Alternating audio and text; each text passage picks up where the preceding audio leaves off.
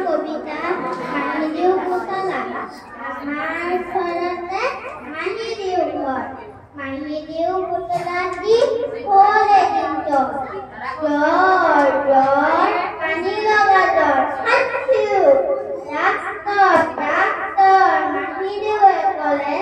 doctor আনিবলৈ দাদালৈ